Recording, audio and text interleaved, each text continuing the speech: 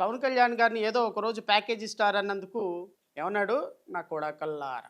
నాకు తెలిసి బహుశా మాట్లాడని మూతే లేదు ఆయన మాట్లాడిన దాంట్లో. తొక్కుతా నా కొడకల్లారా!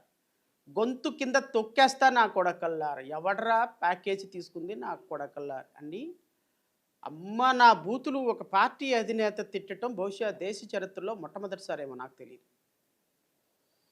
The first in the history of our state and the country also. మరి మిమ్మల్ని ఏమనాలి సార్ నేను? మీ దగ్గర ఉన్న ఆధారం ఏంటి? వైసీపీ దగ్గర నుంచి నేను డబ్బులు తీసుకున్నానని మీ దగ్గర ఉన్న ఆధారం ఏంటి? ప్యాకేజ్ తీసుకుంటున్నానని మీ దగ్గర ఉన్న ఆధారం ఏంటి? ఏ ఆధారంతో మీరు మాట్లాడుతున్నారు?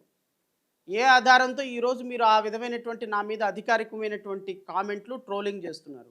నేను కూడా తిట్టొచ్చా ఇలాగనే మిమ్మల్ని? ఈ విధంగా బూతులు తిట్టొచ్చా? మెడ కింద కాలేసి తొక్కొచ్చా? ఈ విధంగానే చెప్పులు చూపించొచ్చా? షూ చూపించొచ్చా?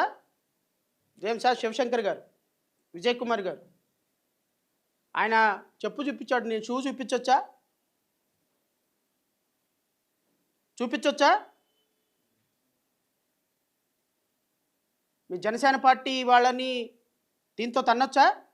తంతానని అనొచ్చా? ఏదన్నా కామెంట్లు పాస్ చేసేటప్పుడు విఘ్నత ఉండాలి. మనం మాట్లాడితే చేస్తే సంసారం, ఇంకొకటి చేస్తే వ్యభిచారం అంటే ఎట్లా? ప్రజల కోసం, ప్రజాస్వామ్యంలో ప్రజల కోసం ఒక పార్టీ అధ్యక్షుడిగా మాట్లాడితే వేరే పార్టీ వాళ్ళ దగ్గర ప్యాకేజ్ తీసుకున్నట్ట. 2019 నుంచి 24 వరకు జగన్మోహన్ రెడ్డి గారి మీద ప్రతి సందర్భంలో విరుచుకుపడేవాడిని, మాట్లాడేవాడిని. ప్రజాస్వామ్యబద్ధంగా ఆయన పాలసీస్ నేను ప్రశ్నించేవాడిని. అప్పుడు తెలుగుదేశం ఎంత ఇచ్చింది, జనసేన ఎంత ఇచ్చింది డబ్బులు నాకు, ఆ ప్యాకేజ్.